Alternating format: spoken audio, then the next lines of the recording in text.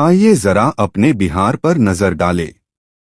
चलिए कुछ बात करें अपने घर की। बिहार एक समय था जब अपने बिहार को ज्ञान की धरती कहते थे, पर आज उसी बिहार को मजदूर की धरती और बिहार वासियों को मजदूर कहते हैं। इसमें सबसे बड़ी कमी हमारी और आपकी है, क्योंकि हम लोग जागरूक नहीं हैं।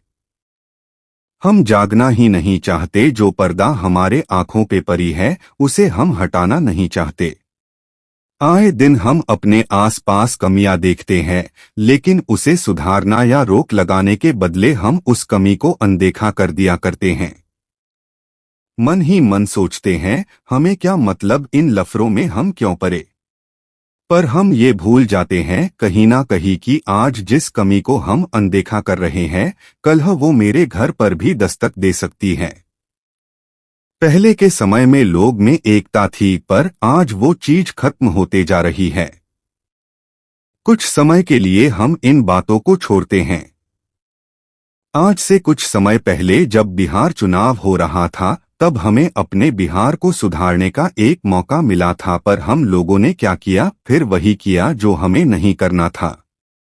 हमने जो भी अभी तक सरकार रही बिहार में, जिस भी पार्टी की, हमने उनके शासनकाल को देखा समझा, बदलाव भी देखी, पर एक नया पार्टी जब हमारे सामने आया हमने मौका नहीं दिया, क्योंकि हमारे आंखों पर वही पुरानी पार्टी की छवि थी।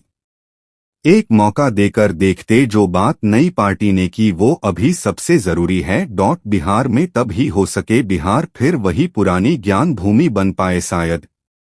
हाँ, अभी तक की बात सुनकर आप सही समझ रहे हैं। हाँ, मैं वही नई पार्टी जन सुराज पार्टी की बात कर रहा हूँ। आइए जरा उनके बोले कुछ बातों पर गौर करते हैं। प्रशांत किशोर पीके ने बिहार चुनाव को लेकर अपनी पार्टी जन सुराज के माध्यम से बिहार की दशा बदलने के लिए कई बड़ी और बुनियादी बातें सामने रखी हैं। उनका मुख्य फोकस इस बात पर रहा है कि बिहार को पारंपरिक राजनीति, जाति और धर्म से निकालकर विकास, शिक्षा और रोजगार के रास्ते पर लाया जाए। उनके मुख्य विजन और वादों को आप इन प्रमुख बिंदुओं में समझ सकते हैं। 1. शिक्षा व्यवस्था में सुधार, right to education. Prashant Kishor का कहना है कि बिहार के पिछड़ेपन की सबसे बड़ी वजह ध्वस्त हो चुकी शिक्षा व्यवस्था है। उन्होंने वादा किया है कि बिहार के बजट का एक बहुत बड़ा हिस्सा सीधे तौर पर सरकारी स्कूलों और कॉलेजों को विश्वस्तरीय बनाने में खर्च किया जाएगा।